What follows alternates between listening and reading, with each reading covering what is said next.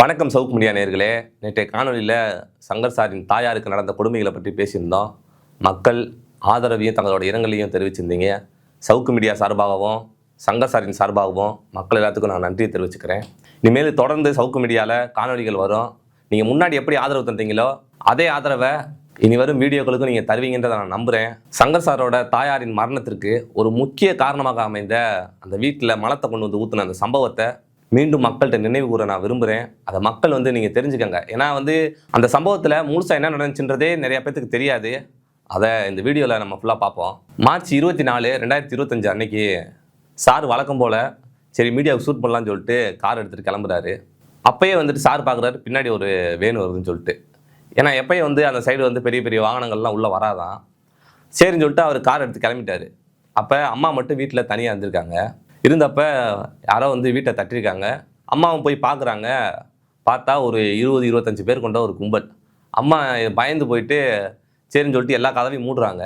முன்னாடி கதவை மூடிட்டு வரதுக்குள்ளேயும் அவங்க எல்லோரும் அந்த 25 பேருக்கிட்ட அந்த கும்பல் பின்னாடி டோரை உடச்சி உள்ளுக்குள்ளே வந்துடுறாங்க.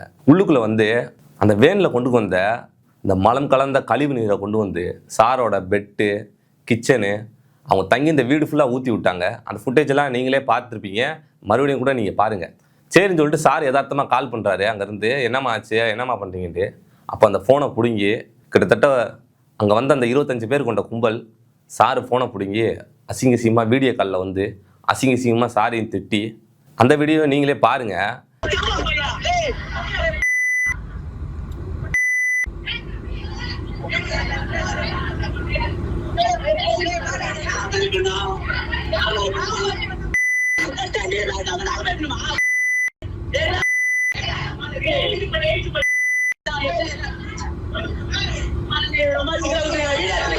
திட்டினதுக்கு அப்புறம் சார் பயந்துட்டாரு. பயந்து போயிட்டு போலீஸுக்கு கால் பண்ணுறாரு. 40 நிமிஷம் கழிச்சு காவல்துறை வந்திருக்காங்க. ஒன்றும் அடிதடியெல்லாம் பண்ணல. 5 மணி நேரமாக அவங்க வீட்டுக்கு வெளியிலேயே நிற்கிறாங்க.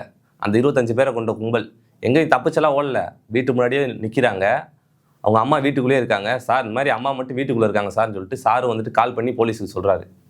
சார் வீட்டுக்குள்ளேயே அவங்களை இருக்க சொல்லுங்கள் சார், நாங்கள் வந்துடுறோம் சார், எதுவும் வேறு ஏதாவது அசம்பாவிதம் நடந்துரு சார், நீங்களும் அங்கே அந்த இடத்துக்கு போகாதீங்க, அவங்க அங்கேயே இருக்கட்டும், நாங்கள் வந்துடுறோன்னு சொல்லிட்டு 40 நிமிஷம் கழிச்சு அவங்கள எதுவுமே பண்ணல அந்த காவல்துறை.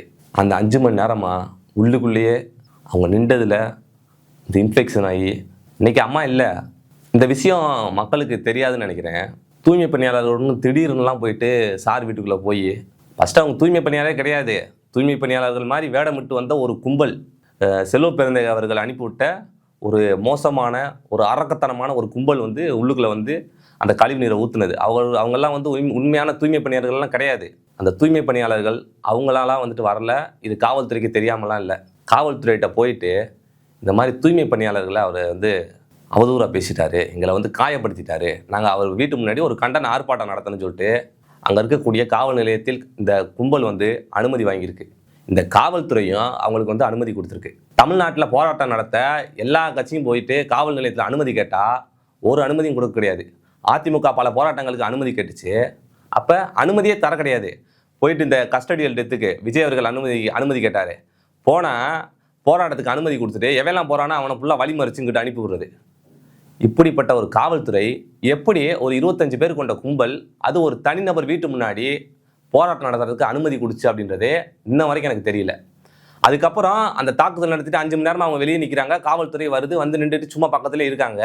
அப்படியே அவங்கள அழைச்சிட்டு போய் காவல் நிலையத்துக்கு போகிறாங்க. அப்போ ஒரு காவல்துறை அதிகாரி பேசுகிறாரு, உங்களை அனுப்பிச்சி விட்டதுக்கு என்னம்மா இப்படி பண்ணிட்டீங்க அப்படின்றாரு. இப்படி பண்ணிட்டீங்கன்னா எனக்கு புரியல. அப்போது காவல்துறை கூட இருந்து இது எல்லாம் அனுமதிச்சிருக்கு அப்படின்னு தானே நம்ம பொருள். சரி, அதுக்கப்புறமாவது அவங்க மீது நடவடிக்கை எடுத்தாங்களா அப்படின்னு கேட்டிங்கன்னா அதுவும் கிடையாது. அந்த கும்பல் 25 பேர் கொண்ட கும்பல் சாருக்கு கச்சைவி இருக்குது, அப்புறம் மேமும் சார் இருக்குது, அந்த புகைப்படங்களை ஃபுல்லாக எடுத்து கலர் பிரிண்ட் போட்டு அங்கே உட்காந்து அங்கேயும் அசிங்கசியமாக பேசிட்டு அந்த ரோட்டில் உட்காந்துருக்காங்க.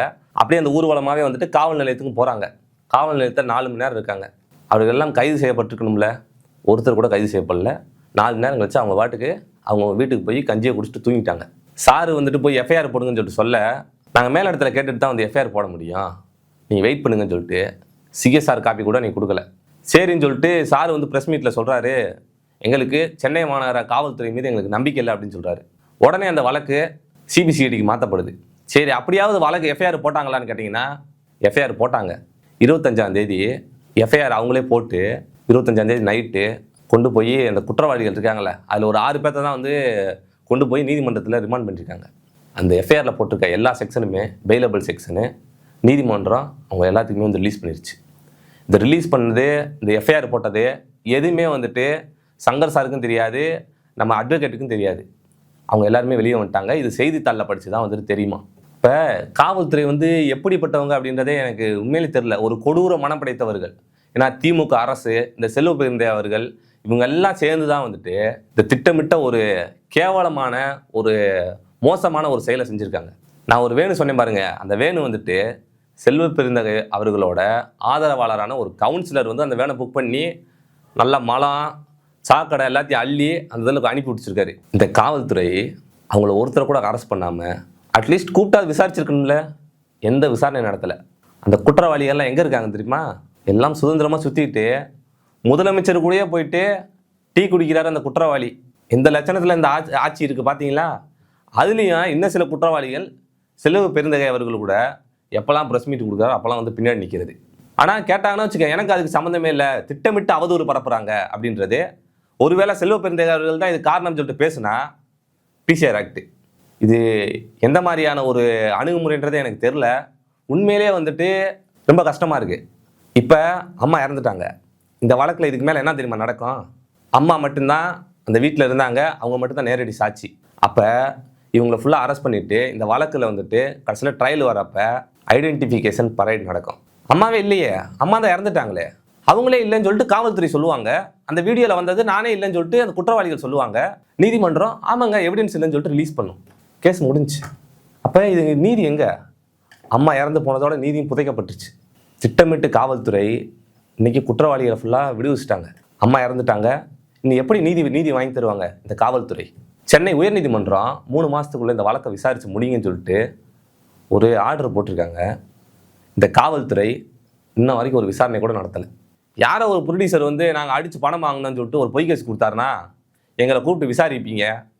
சவுக்கு மீடியாவில் இருக்க எடிட்டர் முதற்கொண்டு, டிரைவர் முதற்கொண்டு எல்லாத்தையும் அரெஸ்ட் பண்ணுவீங்க. கண்ணெதிர மீடியா முன்னாடி ஃபேஸ்புக்கில் லைவ் போடுறாங்க.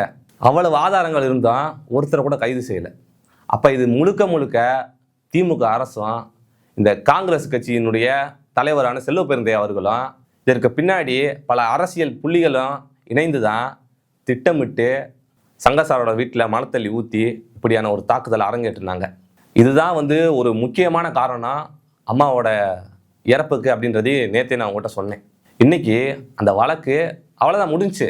இதை மக்கள் வந்து நீங்கள் புரிஞ்சுக்கணும். ஏன்னா என்றைக்குமே வந்து மக்கள் வந்துட்டு கொஞ்ச நாளுக்கு அப்புறம் எல்லாத்தையும் மறந்துடுறீங்க. நீங்கள் அது வந்து இயல்பு தான், மனிதனுக்கு எல்லாத்துக்குமே இயல்பு தான். கொஞ்ச நாளுக்கு அப்புறம் மறந்துடுவோம். மக்கள் இது எல்லாத்தையும் நீங்கள் நினைவில் வச்சு இந்த திமுக அரசை மக்கள் வீட்டுக்கு அனுப்பணும் அப்படின்றத நான் உங்கள்கிட்ட கோரிக்கையாக வச்சுக்கிறேன். ஏன்னா பல பொய் வழக்குகளை வந்து எங்கள் மேலே போட்டுட்டு தொடர்ந்து ஒவ்வொரு நாளும் விசாரணை கூப்பிட்றாங்க. நான்லாம் காலை மாலையும் இந்த வீடியோ எடுத்துக்கிற நடுவுலையும் நாங்கள் போய் சைன் போட்டுட்ருக்கோம். உண்மையான குற்றவாளிகளை கைது செய்கிறது கிடையாது. போலி வழக்குகளை போட்டு எவெல்லாம் உண்மையை பேசுகிறானோ அவனை ஃபுல்லாக முடக்கிறது. இதில் காட்டுற ஆர்வத்தை இந்த வழக்கில் ஏன் காட்டல அப்படின்றதே எனக்கு உண்மையிலே தெரில. நிச்சயமாக ஆட்சி மாற்றம் வரும். இதற்கு உடனடியாக அந்த அதிகாரிகளும் அரசியல்வாதிகளும் தண்டிக்கப்படுவாங்க அப்படின்றத நம்புகிறேன். மக்கள் இந்த திமுக என்ற அரக்க கும்பலை மக்கள் வீட்டுக்கு அனுப்பணும். நிச்சயம் அதை செய்வீங்கன்றதை நான் நம்புகிறேன். மீண்டும் ஒரு வீடியோவில் சந்திப்போம். நன்றி, வணக்கம்.